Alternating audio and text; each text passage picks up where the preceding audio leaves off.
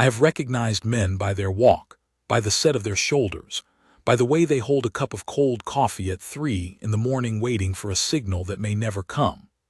I have recognized the dead by their boots, but I never once imagined I would recognize a ghost by a small lantern inked on the inside of a wrist, at a marksmanship competition, on a bright autumn morning, in the last place on earth a man like that should have been standing.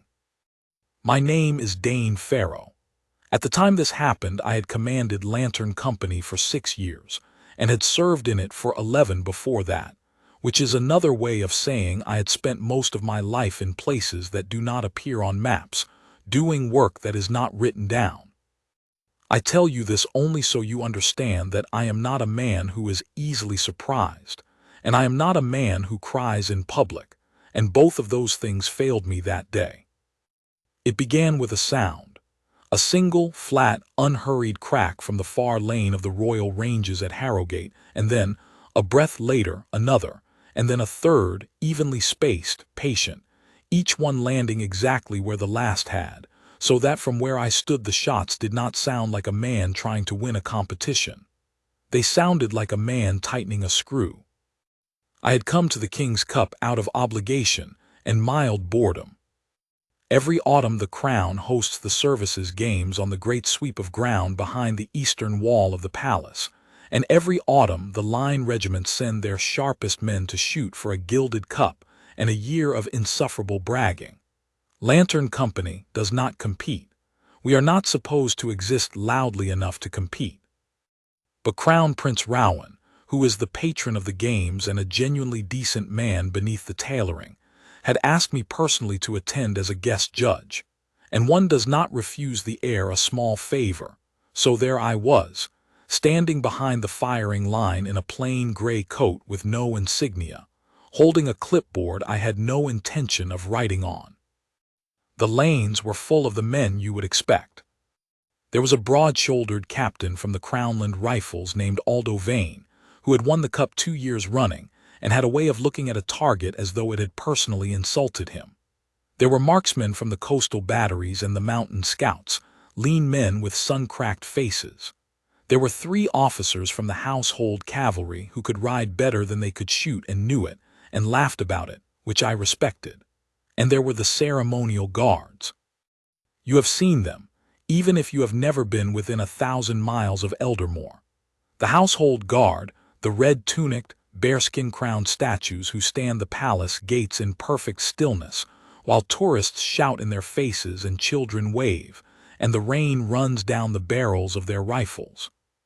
They are the image the whole world holds of this kingdom, discipline made into a man, honor pressed into wool and brass, and they are, by long and lazy tradition, considered decorative. Pretty soldiers, toy soldiers, the line men call them when they think no one important is listening. The joke every year at the King's Cup is that the household detachment enters only to be polite, and that a bearskin has never in living memory made it past the second round.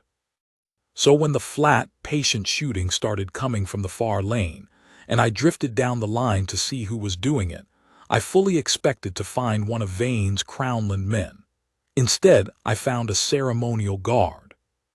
He was older than the others. I put him at 42, 43, with gray coming in at the temples beneath the line of the cap he had set aside for shooting.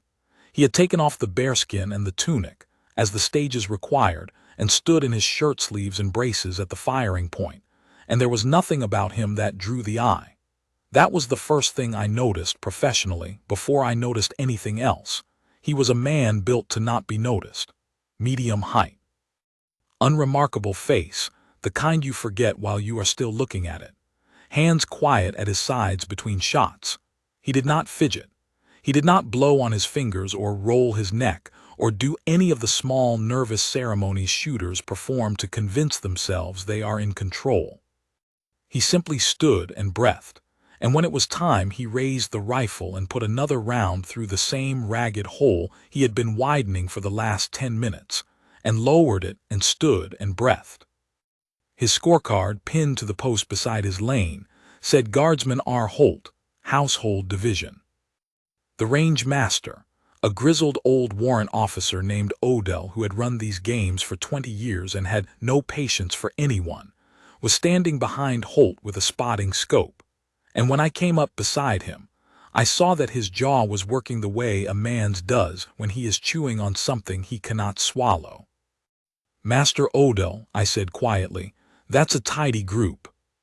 "That's not a group, sir," Odell said, without lowering the scope. "A group is what the rest of them are shooting." That he tipped his head at the distant target is one hole.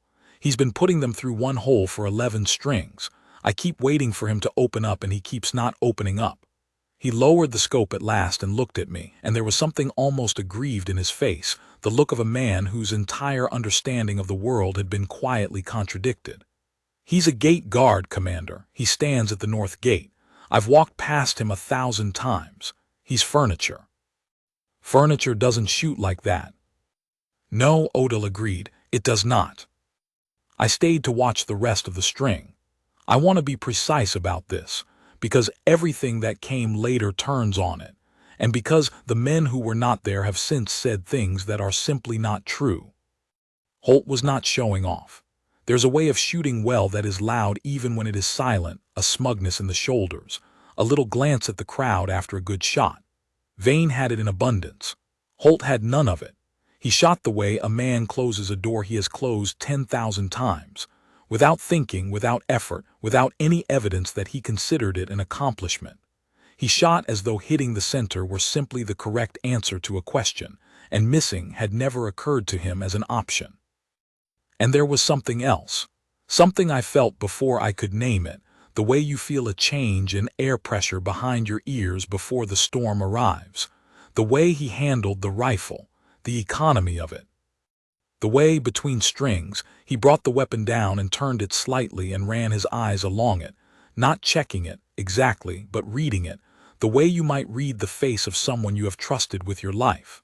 I had seen that motion before. I had trained that motion into men. It is not taught in the line regiments. It is not taught in the household division, where the rifle is a piece of ceremonial furniture polished for parade. It is taught in exactly one place in this kingdom, and I command that place, and I stood there behind Master Odell's shoulder with the strangest, coldest feeling crawling up the back of my neck, thinking, I know how you learned to do that. I do not know your face, but I know your hands. The string ended. A runner jogged the targets in. There was a small commotion at the scoring table, a huddle of officials, and then a longer silence than the scoring of a first-round target should require. And then Master Odell was called over, and then the Crown Prince's aide, and I understood from the shape of the huddle that Guardsman R. Holt of the Household Division had done something that the King's Cup did not have a tidy box on its forms to record. Captain Aldo Vane understood it too, and he did not like it. I had drifted close enough to hear him.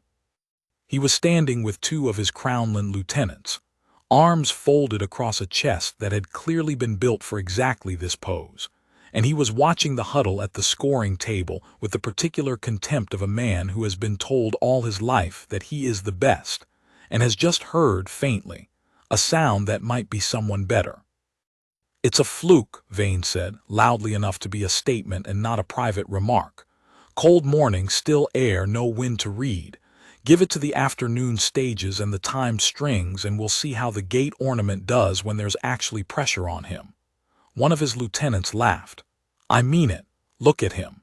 He doesn't even know what he did. He'll fall apart the moment somebody makes him shoot fast."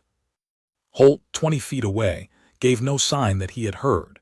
He had picked his tunic back up off the rack and was brushing a fleck of range dust from the red wool with the back of 2 fingers, unhurried, private, and it struck me even then that he cared more about that fleck of dust on the ceremonial cloth than he did about the entire scoring table full of officers deciding what to make of him.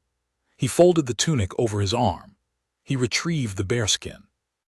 And he walked off the line toward the guards' waiting area with the flat, level, unshowy stride of a man going nowhere in particular, and did not once look back at the target he had just erased. I looked at Master Odell. "The afternoon stages," I said. "The timed work, is he in them?" "He's in everything, sir." Household entered him in the full course. "First one they've entered in the full course in," Odell frowned, calculating. "I don't remember them ever entering a man in the full course. It's a 2-day event. Most of their lads shoot the opening string for the flag and go home." He shook his head slowly. "Somebody put that man's name down for everything, or he put it down himself." I found, to my mild surprise, that I very much wanted to know which. You should understand what the full course of the King's Cup actually is, because the word competition undersells it, and because the afternoon that followed was where the shape of the whole thing began to turn. The morning strings are the gentle part, slow fire, known distance, the shooter's own time, the kind of shooting a steady man can do with a steady rifle on a steady day. That is what Vane meant by no pressure. The afternoon is where the games earn their reputation. Timed strings, where the target is exposed for a handful of seconds and then gone. Moving targets that track across the range on a wire. Shooting from cover, from the kneel, from the prone, offhand with a cold barrel and no sighting shots. Failing light toward evening, reloads under the clock. The line regiments train for it all year. It is not ceremony. It is the closest thing to the real work of a rifle that a peacetime range can lawfully stage. And the men who win it are men who have made a study of doing difficult things quickly while other men watch. I ate a poor lunch at the judge's table beside a talkative colonel of artillery and thought about hands. Because that was the thing I could not put down. Not the grouping. A rare natural marksman can produce a freakish morning group and never repeat it, and Vane was not wrong that still air flatters a shooter. It was the way Holt read his rifle between strings. It was the economy. It was a specific, trained, hard-won absence of wasted motion that I had spent 11 years learning to install in men and 6 years learning to look for. And I had seen it, unmistakable, in a gate guard the whole palace considered furniture. When they blew the horn for the afternoon course, I did not go back to the judge's box. I went and stood at the firing line, in my plain gray coat, close enough to watch a man's hands. The first afternoon stage was the timed exposure. 5 targets set at varying distances across the range, each one a hinged silhouette that would rise, stand for 3 seconds, and drop, in an order the shooter did not know in advance. The clock ran the whole time. A man had to find each target, decide, shoot, and move to the next before it fell, which meant that hesitation of any kind was fatal to the score, and that the entire skill of it lay in a thing that cannot be taught to most people no matter how long you try. The ability to be calm at exactly the moment calm is impossible. Vane shot it beautifully. I will not pretend otherwise. The man was a genuine talent, and he attacked the stage the way he attacked everything, fast and hard and with a kind of controlled aggression that had the small crowd murmuring. He dropped 4 of the 5 clean and clipped the 5th as it fell, a strong score, a champion score, and he came off the line flushed and grinning and accepting the handshakes of his lieutenants as his due. Then Holt shot it. I have thought a great deal since about how to describe what I saw, because the plain description sounds like an exaggeration and it is not. When the first silhouette rose, Holt did not appear to hurry toward it. He was simply, suddenly, already on it, the rifle up and settled as though it had been waiting there, and the target had risen into it rather than the other way around. The shot broke. The silhouette dropped with the round still in the air. And by the time the second target rose at the far end of the range, 40 yards from the first, Holt was already turning, already there, and the terrible unhurried economy of it made the whole thing look slow, even as some part of my mind that keeps time for a living told me it was not slow at all. That it was, in fact, faster than Vane, faster than anyone I had watched shoot that stage in 20 years of watching men shoot it. And that the slowness was an illusion produced by the total absence of wasted movement. He did not lunge. He did not jerk. Every motion went exactly where it needed to go and stopped exactly when it arrived, and 5 silhouettes rose and 5 silhouettes fell, and the clock had barely troubled itself, and Guardsman R. Holt lowered his rifle and stood and breathed as though he had done nothing more strenuous than water a plant. The murmur that had followed Vane's run did not follow Holt's. Instead, there was a silence, which is a different and much rarer thing, the silence of a crowd that has just watched something it does not have a category for and is waiting to be told how to feel about it. Master Odell told them how to feel about it. He looked up from his scope, and this hard old warrant officer who had run these games for 20 years and never in my hearing praised a living soul said, to no one and to everyone, "Well, I'll be damned." Captain Vane stopped grinning. I want to be fair to Aldo Vane, because it is easy, from the far end of the story, to make him a simple villain, and men are seldom simple. He was arrogant, yes. He was vain in more than name. But he was also a serious soldier who had worked harder than most people will ever work at one difficult thing, and he had built his entire idea of himself on being the best rifle in the kingdom, and he had just watched a man the whole army considered a decorative statue do something he could not do. That is a wound. Not every man carries a wound gracefully, and Vane did not carry his gracefully at all. "Something's wrong with the timing gate," he said. He said it to the range officials, but he said it at Holt. Nobody clears that stage that fast off a cold start. "The clock's slow or the targets are hanging up. I want it checked." The officials checked it. The clock was not slow. The targets were not hanging up. Master Odell, who did not like having his range questioned by a captain of the line, checked it twice, with a face like a closing door, and reported both times that the equipment was in perfect order and that Guardsman Holt's time was Guardsman Holt's time. Vane's jaw tightened.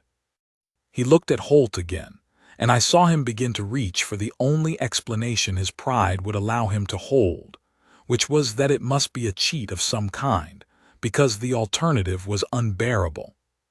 Holt, through all of it, said nothing. He stood at the edge of the firing line with the rifle held loose and safe, and he watched the officials check the gate with a patience that was not smug, and was not anxious, and was, if it was anything, faintly sad, the patience of a man who has been questioned before by people who did not want to hear his answer. When the officials pronounced the equipment sound, he inclined his head a fraction, the smallest possible acknowledgement, and returned to the waiting area. And I noticed that he chose to stand rather than take one of the chairs, and that he stood facing the range, and that his eyes moved across it constantly, lane to tree line to wall, in a slow, unbroken sweep. The way a man's eyes move when standing still and watching a horizon is not a duty he has been assigned but a habit that has grown into the bone. Gate guards watch a gate. This man watched a field. The stages went on. The moving target on the wire, Holt led it and broke it as though the wire had been laid for his convenience. The prone string at extended range, cold barrel, no sighting shot, the hardest single act in rifle shooting, the first shot from a cold gun with no data, and Holt put the first shot into the center, and the officials had to send a runner all the way down to be sure, because from the line it looked as though he had somehow shot the same hole a previous shooter had made. He had not. He had simply shot the center of a target from cold, first round, no warm-up, which the line marksmen spent whole careers learning to do occasionally, and which he did as though he had done it before under circumstances where a miss would have cost him more than a place in a competition.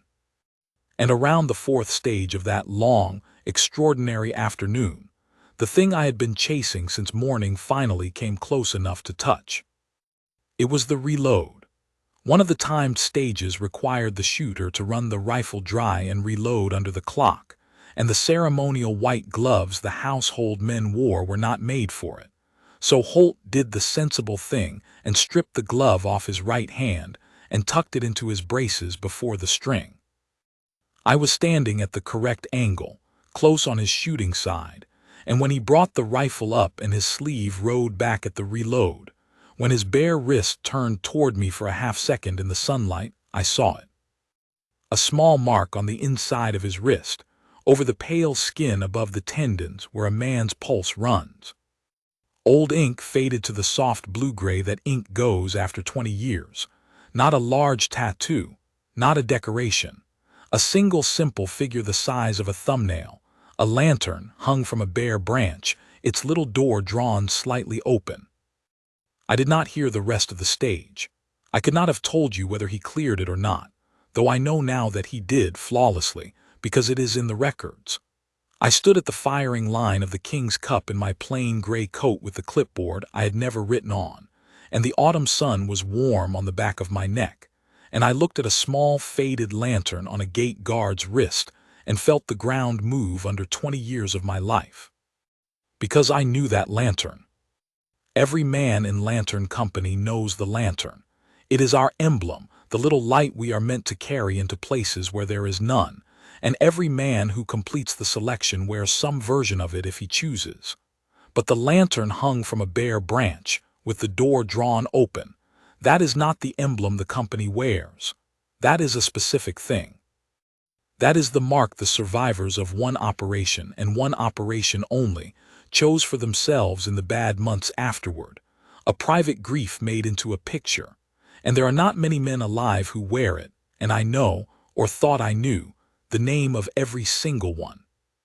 The operation was the extraction at the Vael Pass. In the company, we do not say the name lightly. And the man who wore the open-doored lantern more rightfully than any other, the man whose name is spoken in our mess the way older men speak the names of saints, the man who went back up that pass 3 times in the dark to bring out the wounded and came down the 4th time carrying a boy who would not have lived another hour.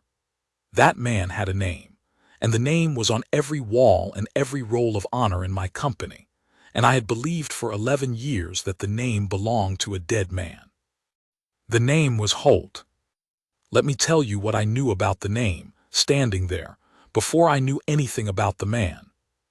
I had been a lieutenant when the Vael Pass happened, young and green and stationed far from it, and I had learned about it the way the whole company learns about the things it does not talk about, in fragments, at night, from men who had been there and would say 3 sentences and then go quiet. What I pieced together over the years was this. A patrol of ours had gone into the high country of the pass on a task that went wrong in the way that these things go wrong, quickly and completely, and through no one's fault. And by the end of the first night, they were cut off in the rocks above the snowline with their wounded, and no way down that did not run through open ground under a cold, patient enemy who held the heights above the only path. It was the kind of situation that has, historically, exactly one ending, and everyone involved knew it, and the order that came down the wire when it finally came was the merciful, terrible order that is sometimes the only true order left. Leave the wounded who cannot walk and get the living out. One man refused it, not loudly, not in mutiny, he simply, quietly did not do it. He got the walking wounded moving down the safe hours before dawn, handed them off to the covering party, and then he turned around and went back up the pass in the dark alone and brought down a man on his back. And then he went up again, and again. The story, as it reached me, was that he made the climb 4 times over 2 nights, that on the 3rd trip he was hit and did not stop, and that on the 4th he came down at first light with a 19-year-old signaler over his shoulders who had a wound that should have killed him, and did not, because a man had decided, against orders and against sense, and against the mathematics of the situation, that the boy would not be left in the snow. Everyone who came off that pass alive came off it because of one man, and when it was over and the accounting was done, the company put his name forward for the Cross of Valor, which is the highest thing this kingdom can hang on a soldier, and which is very often hung on a coffin. I had always believed it had been hung on a coffin. That was the part of the story I had wrong, the part everyone I knew had wrong. The way it was told, the man who went back up the Vael Pass did not survive his own legend. He had been too badly hurt, or he had gone back 1 time too many, and the Cross of Valor had gone to a grave and a grieving family and a name carved on the company wall. We spoke of him as one speaks of the dead. New men were shown his name on their first night and told, "This is what the lantern means. This is what we are for." I had shown it to 100 young men myself. I had stood under that carved name, and told green recruits that the light we carry is not a light we carry for ourselves.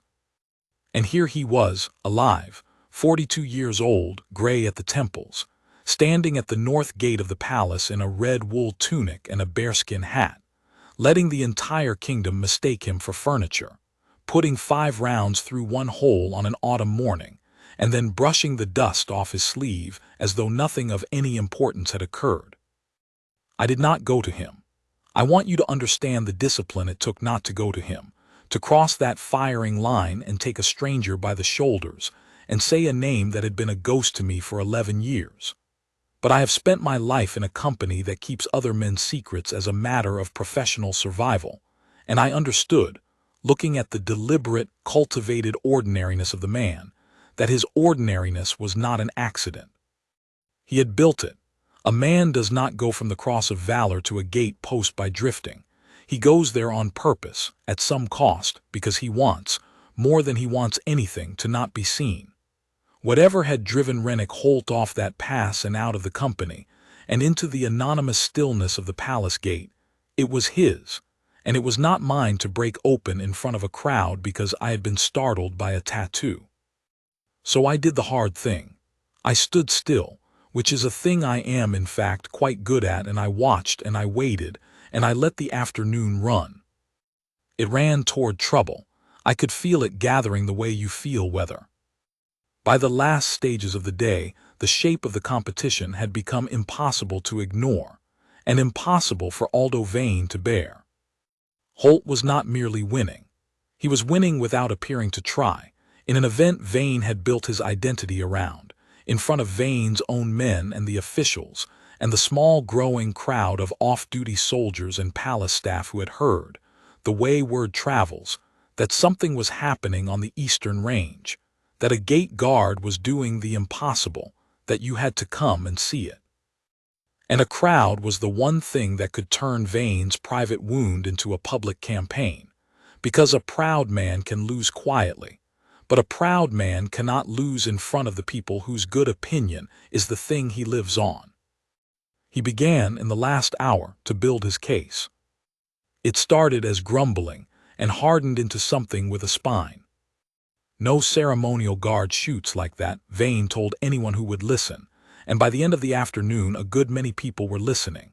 It isn't natural. It isn't possible. The household men shoot for parade. Their rifles are polished ornaments.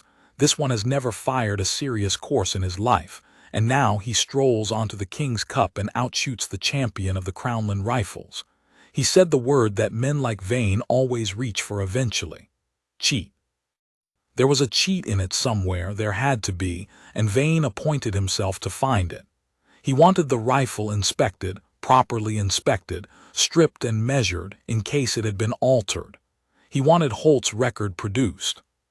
He wanted to know, and he asked it loudly in the hearing of a superior officer, how a man with no competitive history and no marksmanship record anywhere in the household division had suddenly appeared shooting like a, and here he stopped, because he did not have the word, because the true word was one he could not have known, and he finished lamely, shooting like something he was not. The dreadful irony of it, which only I could see, was that Vain had stumbled within a hair of the truth and had no idea. He was standing there demanding to know how a gate guard could shoot like an elite operator, and the answer, the actual answer, was that the gate guard was the finest elite operator the kingdom had produced in a generation, and that the reason there was no marksmanship record was that the places where Holt had earned that skill do not keep marksmanship records, they keep silences, and that the reason he had no competitive history was that he had spent the years he might have spent winning cups going up a mountain in the dark to carry down the dying. But I could not say that, not yet. It was not mine to say, and I did not yet know whether saying it would honor the man or betray him. And Holt would not say it either.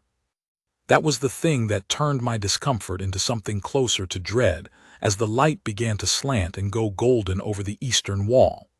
Vain's campaign was gathering weight, and it was aimed at a man who, by every visible sign, had made an absolute vow of his own silence. Holt did not defend himself.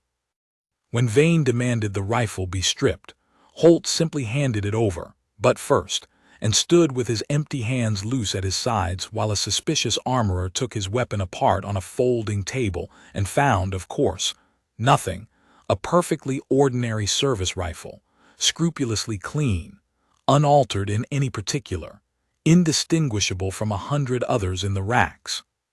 When Vane demanded his record, Holt said nothing, and it was left to a flustered household adjutant to explain that Guardsman Holt's service file was, thin, that he had transferred into the ceremonial division some years ago from another posting, and that the details of the prior posting were, the adjutant said, choosing his words like a man crossing a frozen river, not readily available. Not readily available. I nearly laughed, and it would not have been a good laugh. Of course they were not readily available. I could have told the whole range exactly which sealed vault in which quiet building held the file that the adjutant could not find, because it was in the same building as the files of my own men, behind the same locked doors, and it said on its cover the name of a company that this crowd had never heard of and would go to their graves never hearing of, if the company did its job. The sun dropped lower. The last stage of the first day ended, and the scores, when they were posted, said what everyone had spent the afternoon refusing to believe, that after a full day of the King's Cup, the highest aggregate on the eastern range belonged, by a clear margin, to Guardsman R. Holt of the Household Division, the man who stood the north gate, the man the palace considered furniture, the man Aldo Vane was now telling anyone who would listen must be a fraud. And Vane, reading that posted score in the golden light with his lieutenants silent around him, did the thing that turns a sore loser into a genuine danger. He decided that if he could not beat the man on the range, he would beat him another way. He would take it higher. He would make it a matter of the competition's honor, of the army's honor, of the honor of the Crownland Rifles. He would lodge a formal protest, and he would do it in the most public possible arena, and he would demand that a ceremonial guard with no verifiable record and no business winning be examined, exposed, and disqualified before the whole court. Because the second day of the King's Cup, the day of the finals, is not shot in the quiet of the eastern range. It is shot in the great forecourt, before the reviewing stand, in front of the assembled court and the diplomatic guests and the patron of the games. In front of Crown Prince Rowan. In front of King Alaric himself. I did not sleep much that night, and near midnight I gave up the pretense and walked the palace grounds, which a guest with a judge's pass is permitted to do, and which suited the state of my mind better than a bed. The great forecourt had been dressed for the second day, the reviewing stand hung with the standards, the firing points marked out on the cobbles, the whole grand machinery of a court occasion assembled around what was, at bottom, men shooting at targets. I stood at the edge of it in the dark and thought about the file that could not be found, and about a lantern hung on a bare branch, and about what a man owes to a legend who has decided, deliberately, to stop being one. That was when I found him. Or he found me. I have never been entirely sure which, and with a man like Holt it is a foolish thing to assume you have surprised him. He was standing his post. Of course he was. The second day's finals did not excuse a guardsman from his ordinary duty, and so the man who was, at that hour, the highest-scoring rifle at the King's Cup, the man Aldo Vane meant to destroy in the morning, was standing the north gate in his bearskin and his red tunic in the cold, exactly as he stood it every night, motionless, eyes forward, a statue in the lamplight while the world made its plans about him. I stopped a respectful distance off.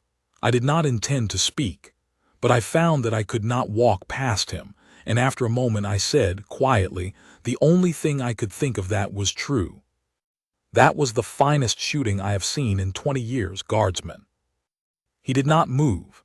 A guardsman on his post does not acknowledge a passer-by, and by every rule of his service he was correct to stand silent, and I had half turned to go, feeling foolish, when his voice came out of the stillness, low and even and pitched so that it would carry no further than the two of us.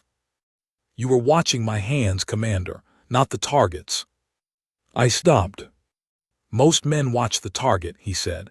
A few watch the trigger. You watched my hands come off it between strings. He was still facing forward, still motionless, only the voice moving in the dark.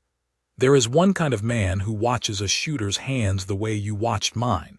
I have not met one in a long time. I had hoped not to. You know who I am then. You are wearing a gray coat with no badges to a competition full of men who wear their whole history on their chests, Holt said. And Master Odell called you commander and then looked at the ground, which he does not do for colonels, and you came down the line at the reload. A pause, the smallest possible thing. I felt you see it. So he knew. He had known since the afternoon, had stood his post all evening knowing that a commander of the one company in the kingdom that could unmask him had seen the mark on his wrist, and he had said nothing, done nothing, changed nothing, had simply gone on being furniture and waited to see what I would do. The discipline of that, the sheer, bottomless discipline of it. I understood, standing in that cold, why the men on the Vael Pass had followed him up a mountain that everyone knew was a grave. Holt, I said, and I heard my own voice go rough on the name. We buried you. There is a name carved in a hall you have never seen, and men touch it before they go out, and I have stood under it and told boys what the lantern means. We thought, I stopped. The company thinks you are dead. For a long moment he said nothing at all, and the lamp hissed, and somewhere across the grounds a horse stamped in its stall. I know, he said at last. And there was in those two words a weight I will not try to fully describe, the weight of a man who has known for 11 years that he is remembered as a hero and a corpse, and has chosen, at some price I could not begin to calculate, to let both be true rather than come home and be neither. Why, I said. And Guardsman Rennick Holt, for the first and last time that I would ever hear him do it, told me a little of the truth. Because I brought 4 of them down, he said, and I went up 5 times in my head every night for a year, and on the 5th trip there is a man I did not bring down, because I could not find him in the dark, and I have never been able to decide whether that is true or whether I simply did not go far enough. His voice did not shake.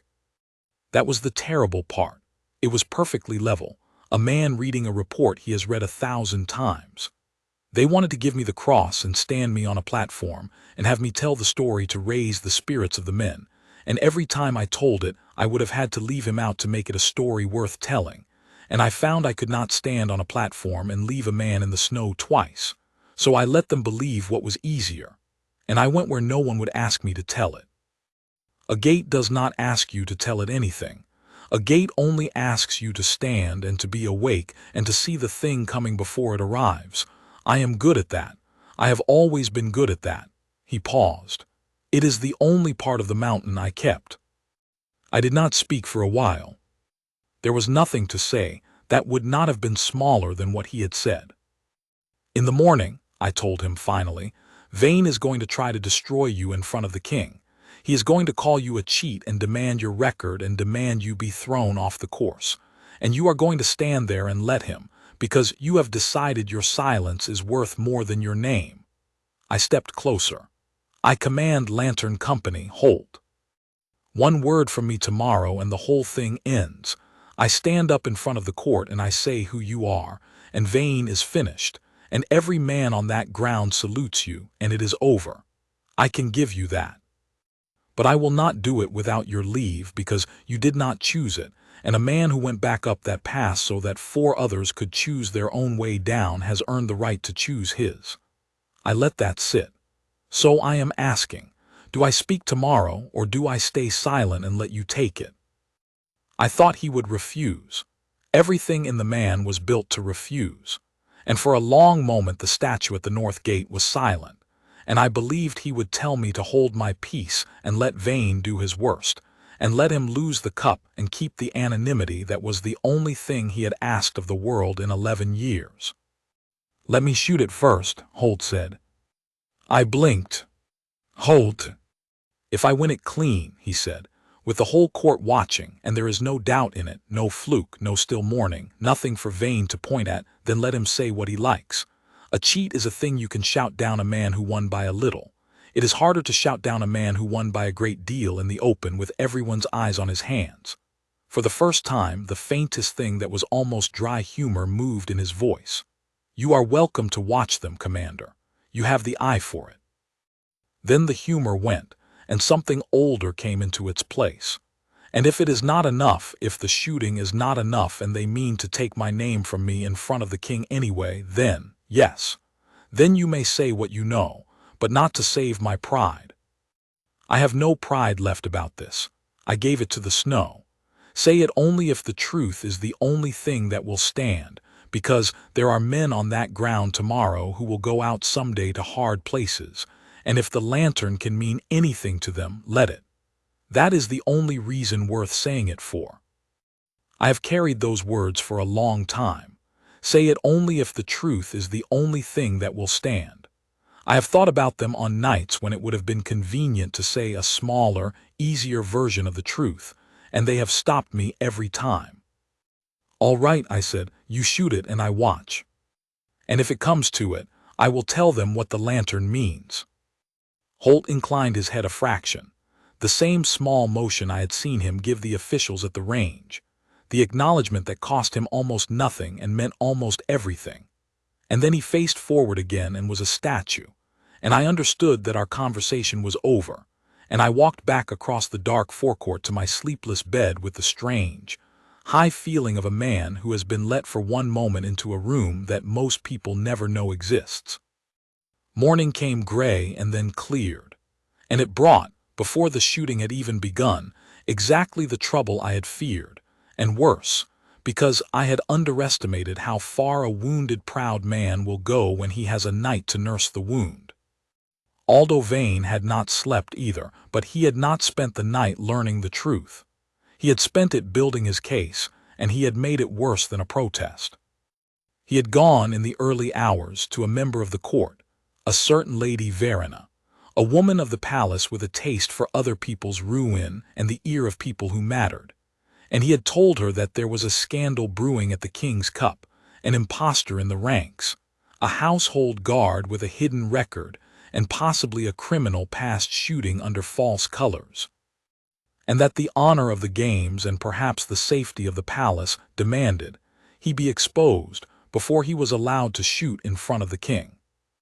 It was a poisonous, clever thing to do, because it took Vane's private wound and dressed it up as concern for the crown, and by the time the court assembled in the forecourt that second morning, the story had done what stories do, and half the reviewing stand had heard some version of it, and the version they had heard was not that a gate guard shot beautifully.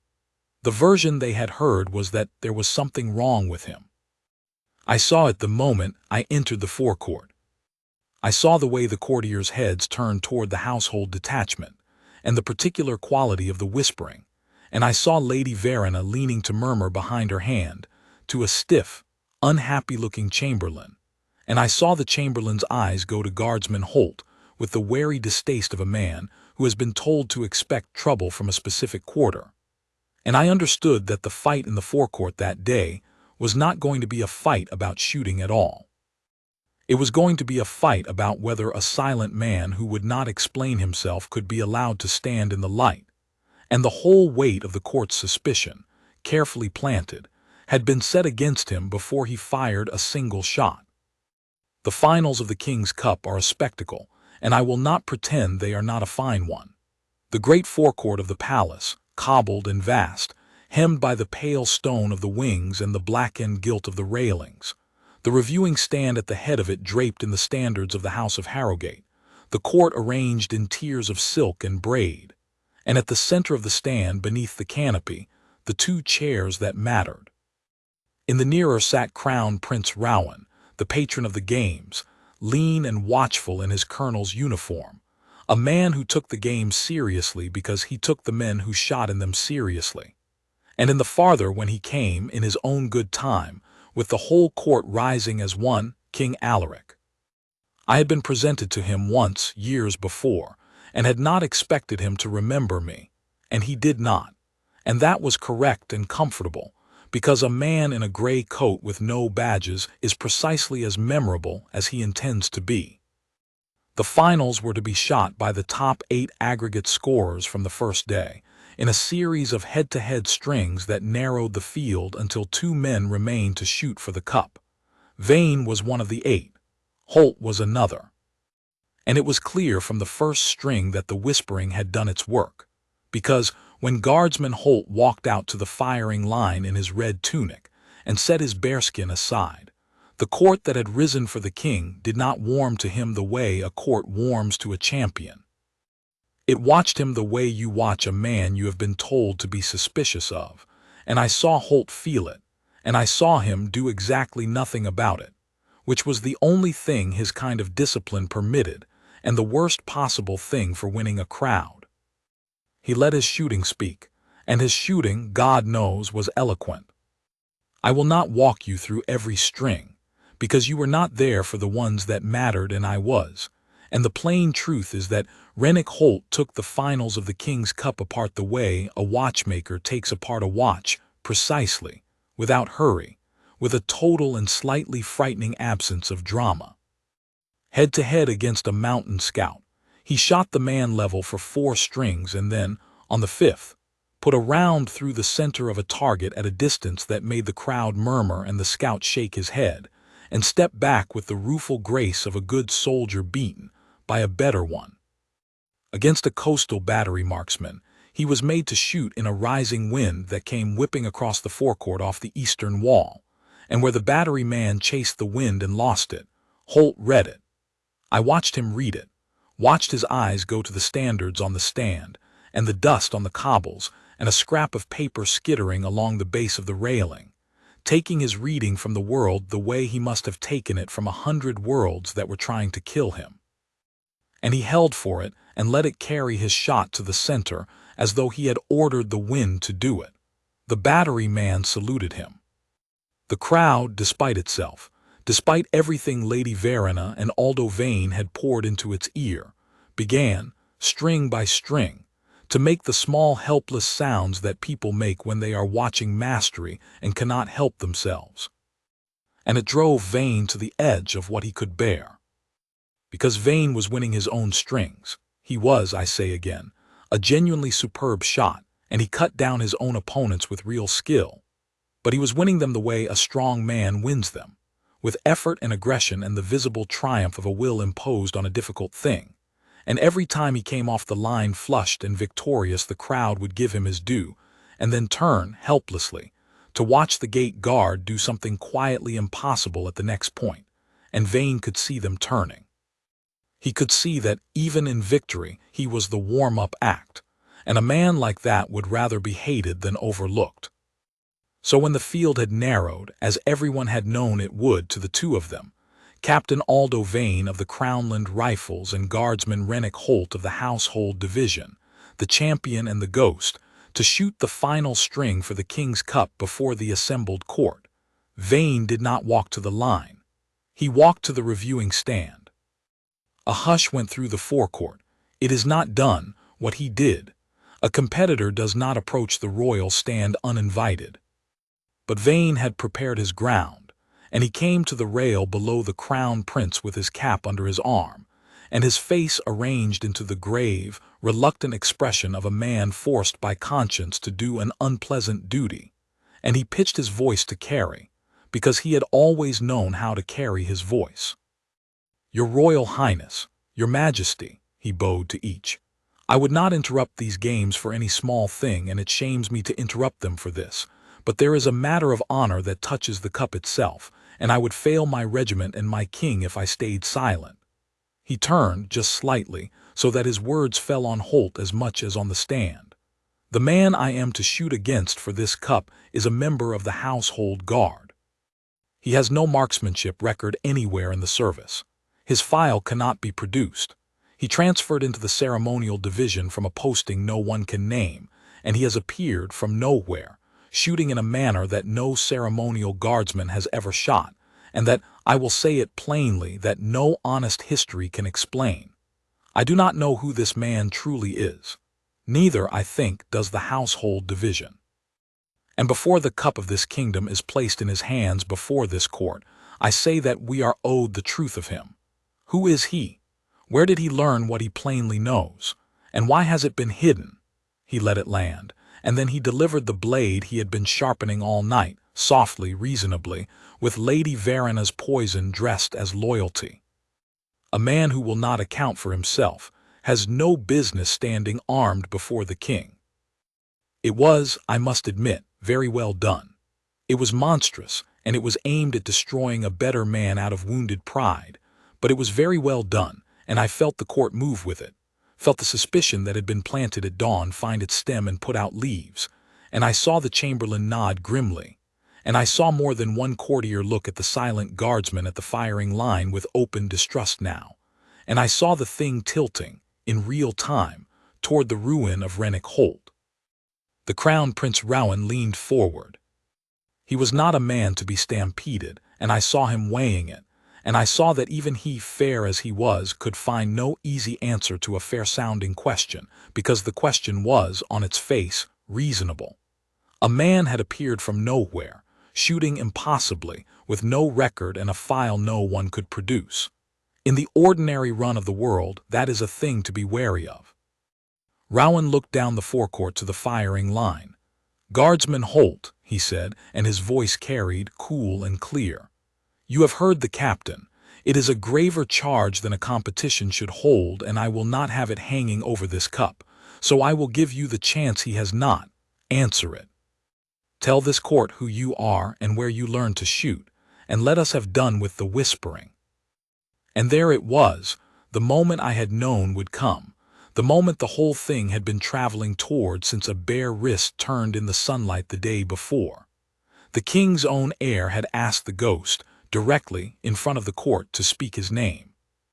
And Guardsman Rennick Holt, standing at the firing line in his red tunic with his rifle held safe at his side, looked up at the reviewing stand and inclined his head with perfect respect, and said, in a voice that was quiet and level and carried all the way to the back of that vast forecourt precisely because it was not raised, "I am a guardsman of the household division, your royal highness. I stand the north gate. I have given my oath to this house, and I have kept it, and I will keep it tonight and every night I am able. That is who I am." "That is not an answer to the charge," Rowan said, not unkindly but firmly. "No, your royal highness," Holt agreed, "it is not," and he said nothing further. The silence that followed was terrible. He would not defend himself. He had told me he would not, and I had half believed there would be some limit to it, some point at which even Rennick Holt would speak a word to save himself from ruin before the king, and there was no limit. He would give them his oath and his post, and not one syllable more. He would not name the company, because the company was a secret he had kept for 11 years and did not consider his to spend. He would not tell the story of the Vael Pass, because to tell it, he would have to leave a man in the snow twice. He would stand there in the light he had spent his whole second life avoiding, and let Aldo Vane and Lady Verana, and the massed suspicion of the court take his name from him, rather than break a silence he had decided was sacred. And I watched Vane understand that he had won. I watched the small, satisfied straightening of the man's shoulders as he saw the guardsman refuse to answer, saw the court read that refusal as guilt, saw the thing tip fully now, past the point of recovery. The chamberlain was murmuring to an aide. Somewhere a decision was being made to remove Guardsman Holt from the finals, to void his scores, to escort the man who would not account for himself quietly off the ground before he embarrassed the crown further, and Holt would let it happen, and go back to his gate, and be furniture again, and the finest soldier the kingdom had made in a generation would be marched off the king's cup as a suspected fraud. And no one in that forecourt would ever know that they had been in the presence of the man, whose name the best of them touched for luck before they went into the dark. The truth was the only thing left that would stand. So I stepped out of the crowd, in my plain gray coat with no badges on it, and I walked out across the cobbles of the forecourt toward the reviewing stand, and every head in that great court turned to watch a nobody in gray do the second unthinkable thing of the morning. I stopped below the stand, a few paces from Vain, who looked at me with the irritation of a man interrupted at the moment of his triumph by someone he did not recognize and therefore did not fear. I bowed to the crown prince and to the king, and I straightened and I spoke, and I made sure my voice carried, because for once in my professional life I wanted to be heard by everyone. Your Majesty, Your Royal Highness, my name is Dane Pharaoh. I have the honor to command a company of this kingdom's army. I did not say its name yet. I have served in it for 17 years, and I ask the court's pardon for stepping forward, but I am the only man on this ground who can answer the question the captain has asked, and I find I cannot stand here and let it go unanswered, because the answer is owed not to the captain's suspicion, but to the man he is trying to ruin. Rowan's eyes sharpened. You know this guardsman commander? I have never spoken to him before last night, Your Royal Highness, I said, but I have known who he is for 11 years. I have shown his name to young men and told them what it means. I believed until yesterday afternoon that he was dead. The forecourt had gone very still. Even Vain had gone still. Yesterday at the range, I said, the captain asked how a ceremonial guard could shoot the way this man shoots, and he called it impossible and he called it a cheat because those were the only answers his pride would let him hold. But there is a third answer, and it is the true one, and I watched it with my own eyes at the reload string when this man took off his glove. I turned and I looked at Holt, and I said the rest of it to him as much as to the stand. On the inside of his wrist there is a small tattoo. A lantern hung from a bare branch with its door drawn open. It is not a decoration. It is a mark that fewer than a dozen living men in this kingdom have the right to wear, and it is not given by any authority. It is chosen in grief by the men who survive a particular thing, and it means one specific thing, and I will tell you what it means. I turned back to the king. It means that the man standing at that firing line is a soldier of Lantern Company, the Deep Reconnaissance and Extraction Company, the men who go, quietly and without record and without cups or platforms or their names in any newspaper, into the places this kingdom needs someone to go and cannot ask anyone to go. His file cannot be produced, Captain, because it does not sit in the ordinary registry. It sits behind the same sealed doors as my own, and it always will, because that is the price these men pay for the work they do. And one of the small cruelties of that price is that it makes it very easy for a man like you to stand up in a bright forecourt and call one of them a fraud. Vane's face had begun to change. He had gone pale under the flush. And the lantern with the open door, I said, and I heard my own voice thicken and did not care, is the mark of the Vael Pass. Some of you will not know that name. The men who do will not have said it aloud in years. I was a young officer when it happened, far from it, and I have spent my whole career in the shadow of one story out of it, the story of a patrol cut off above the snowline with its wounded and no way down, and an order that came to leave the men who could not walk and one soldier who would not, who took the living out and then turned around and went back up the mountain in the dark, alone, 4 times over 2 nights, who was hit on the 3rd climb and did not stop, who came down at dawn the 4th time carrying a boy of 19 on his back who is alive today, married with children of his own, because one man decided that the mathematics of that mountain were wrong. I had to stop for a moment. The forecourt let me. They put that man's name forward for the Cross of Valor. And every man in my company was told he died on that pass, and we carved his name in our hall, and we touch it before we go out, and we tell the new boys, this is what the lantern means. This is what we are for. I looked at Rennick Holt, standing at his firing line in his red tunic, and he was looking back at me now, and his level, unremarkable face was not quite as still as it had been, and I finished it. His name is Rennick Holt. He did not die on the Vael Pass. He simply could not bear to be honored for a night he could not tell without leaving a man behind in it, and so he let us bury him, and he went and found the quietest post in the kingdom, and stood it in silence for 11 years, and he would have let the captain take his name from him this morning rather than break that silence, because he does not think his own name is worth the price of the secret he keeps. That is who you have been calling a cheat, Captain Vane. That is the man you wanted marched off this ground. He is the finest soldier I have ever known of, and I never thought I would meet him, and he has been standing at the north gate of this palace the whole time, letting you all walk past him and call him furniture. And then I did the only thing left that was adequate to the moment. I came to attention, there in the middle of the forecourt in my plain gray coat, and I turned to face Guardsman Rennick Holt, and I saluted him. A full salute, held, the salute a commander gives to no one, that a commander in our service gives only upward and only rarely, and I held it.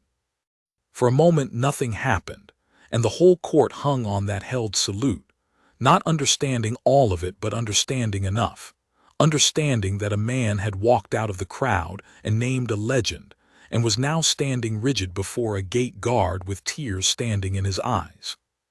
And then from the tears of the reviewing stand, a man stood up. He was a colonel of the mountain scouts, gray-headed with a chestful of ribbon, and he had been sitting among the guests, and he rose to his feet without a word and came to attention and saluted the firing line, and I understood that he had been on the Vael Pass or near it, or had lost someone on it, or had simply lived his life inside the same army that carried the story, and that he knew the name too. And then another man rose, a captain of engineers, far younger, who could not possibly have been there, who had only ever heard the story the way I first heard it, in fragments at night, and he stood and saluted, because the young ones carry the story too. That is what a story is for. And then, in twos and threes and then in a wave, the soldiers scattered through that glittering court of silk and diplomacy rose to their feet, the ones in uniform, the ones who understood, and they came to attention, and they saluted a guardsman of the household division who stood at his firing line with a rifle held safe at his side, and did not know where to look. And Rennick Holt, who had not wanted any of this, who had spent 11 years arranging his whole life so that this exact moment could never happen to him, stood in the center of it and bore it. He did not weep. I do not think the man could any more. The snow had taken that too.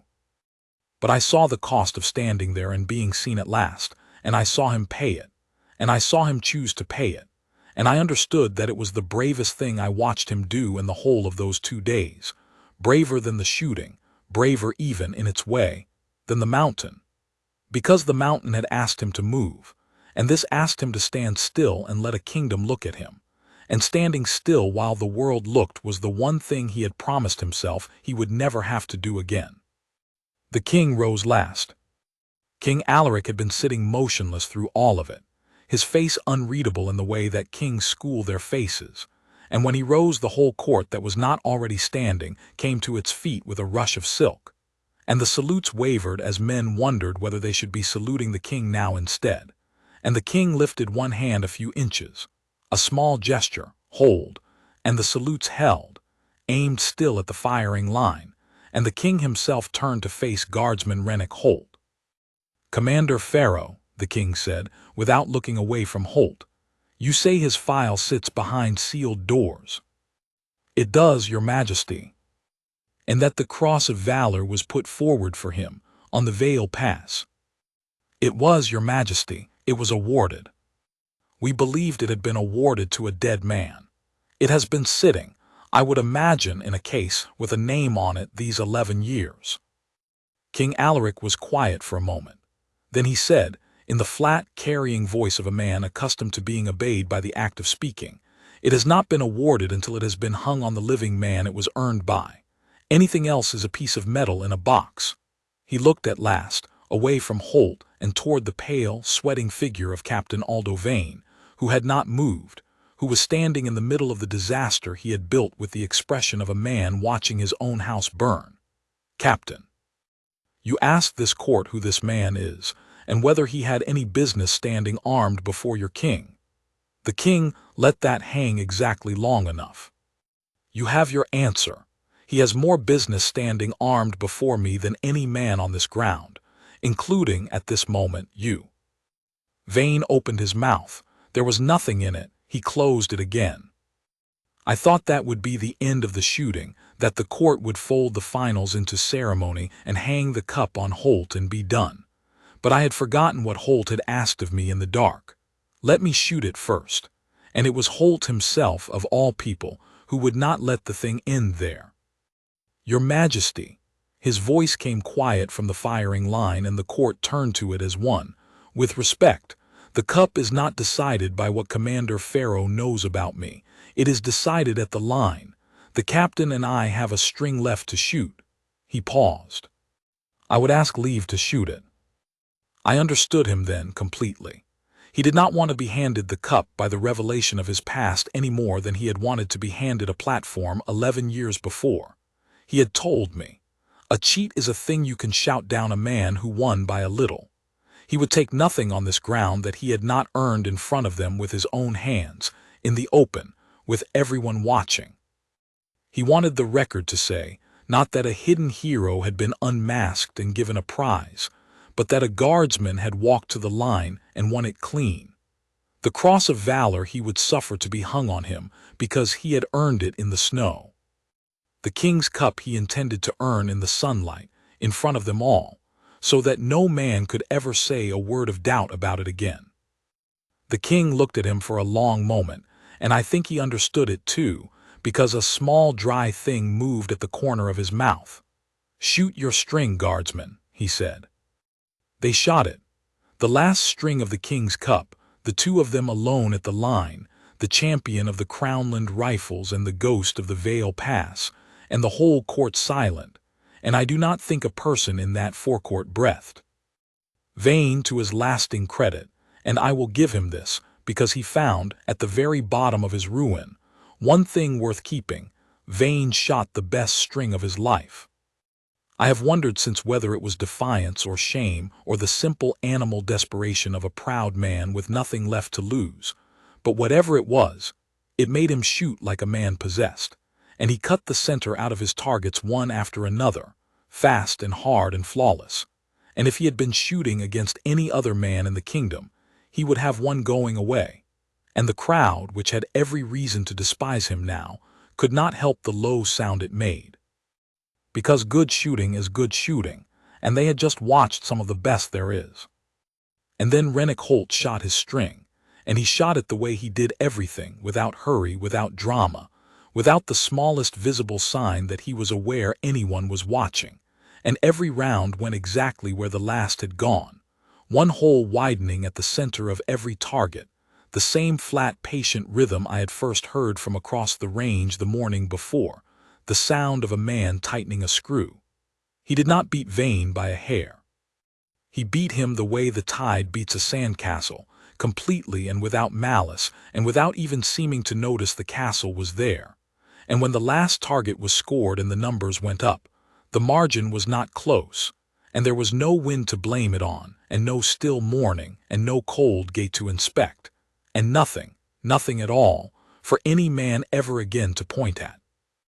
Guardsman Rennick Holt had won the king's cup, clean in the open, in front of the king. The forecourt came apart. I have been in loud places, most of them terrible, and I had not, until that morning, understood that a crowd can make a joyful noise so large it feels like weather. They knew the whole shape of it now, the gate guard who was a ghost, the ghost who was a hero, the hero who had let himself be called a fraud rather than break a silence, and who had then walked to the line and won the thing clean anyway. And it was the finest story any of them had ever been standing inside of, and they knew it, and they let it out of themselves all at once. King Alaric let them have it, and then he lifted his hand again, and it subsided, and he beckoned Guardsman Holt to the foot of the reviewing stand. Holt came and set his rifle in the rack, and took up his bearskin, and mounted the few steps, and stood before his king in the red tunic of the household division, and bowed. And the king did a thing that is not in any protocol I have ever read. He sent an aide running, and there was a delay, An odd, suspended few minutes in which the whole court waited and did not know what it was waiting for. And then the aide came back at a near run carrying a flat case of dark blue leather, worn at the corners, the kind of case that sits in a vault for 11 years with a name on it. And the king took it and opened it. And inside, on the faded silk, was the cross of valor that had been awarded to a dead man. "This has been waiting for you," King Alaric said, "in the dark with your name on it for 11 years. It seems fitting." He lifted it out. "I am told that the men of your company touch a name carved in a hall before they go into hard places, and that they were told it was the name of a man who died on the Vael Pass." "That was a lie, guardsman, a kind one, told by a good man for reasons I will not sit in judgment of, but a lie. I think it is time the name meant a living thing." And King Alaric of Eldermore, before his whole assembled court, pinned the cross of valor to the breast of a gate guard, and then he stepped back and he, the king, inclined his head to Rennick Holt, a small bow, the bow one gives to something one honors, and the forecourt made its enormous joyful weather again, and I stood at the bottom of the steps in my gray coat and let it wash over me and did not try to stop the tears this time, because there was no longer any reason to. Although Vane was not arrested. I want to close his part of it honestly, because ruin is not the same as justice, and I have no taste for either cruelty or false endings. He was not marched off in irons. The king did not trouble himself to break a man who had so thoroughly broken himself. But there are consequences that do not need a court, and Vane suffered all of them. His protest was struck from the record as a slander. Lady Verena, whose poison had dressed his pride as loyalty, found the court's doors somewhat colder to her for a season, which was as much as such a woman's schemes ever seemed to cost her. The Crownland Rifles, who valued their honor, were not gentle with an officer who had used the honor of the regiment as a stick to beat a better man, and Vane requested a transfer within the month and got it, to a quiet post far from the capital, and I am told he shot no more competitions. Whether he learned anything from it I cannot say.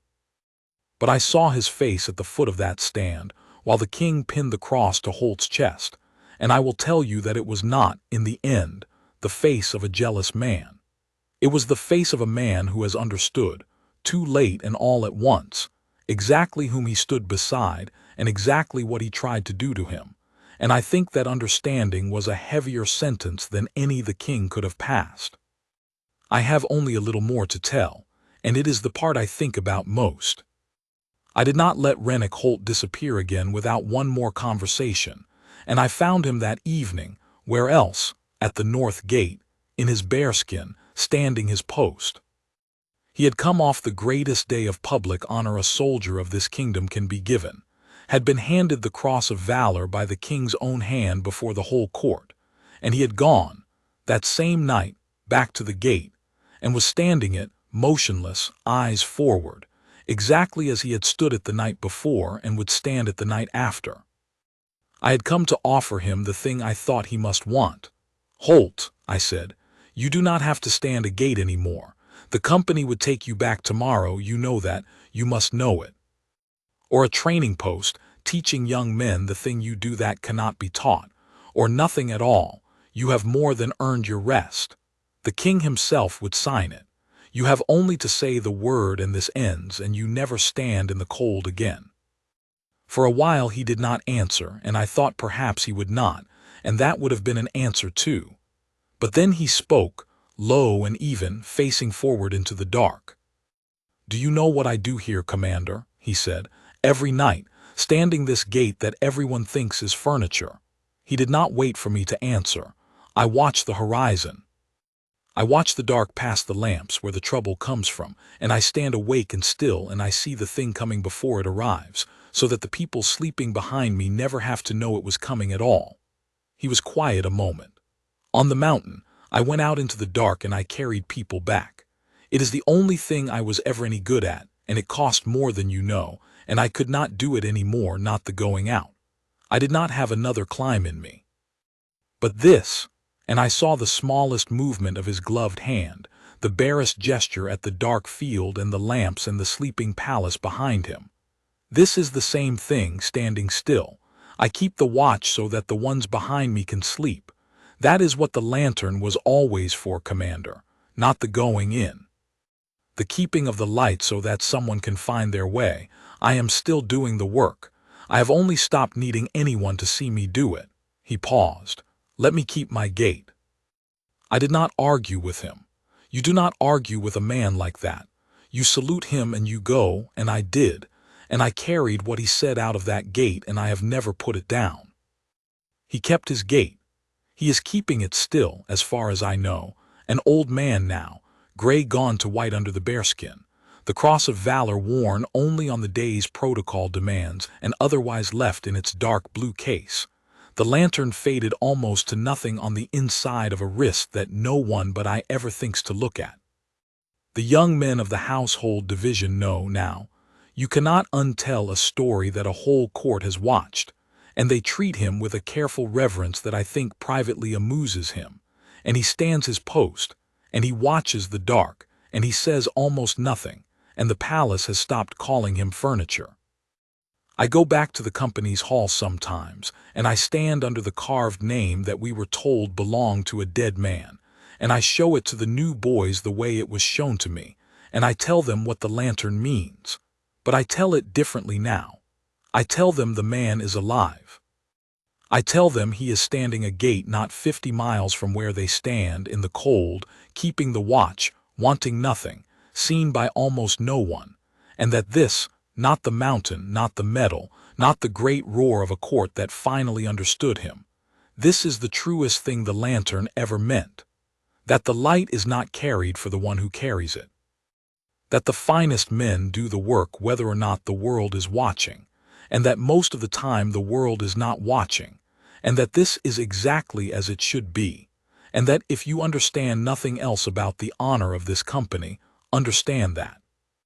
I recognized a ghost by a lantern inked on his wrist, at a shooting competition, on a bright autumn morning. It remains the greatest honor of my life that I was the one standing close enough to see it, and that when the moment came to speak or stay silent, I remembered what he told me in the dark, and I said the truth, because the truth was the only thing that would stand, and because there were men on that ground who would go out someday into hard places, and the lantern, at last, could mean something to them. It means a living man. It always did. We simply had to learn to look at his hands.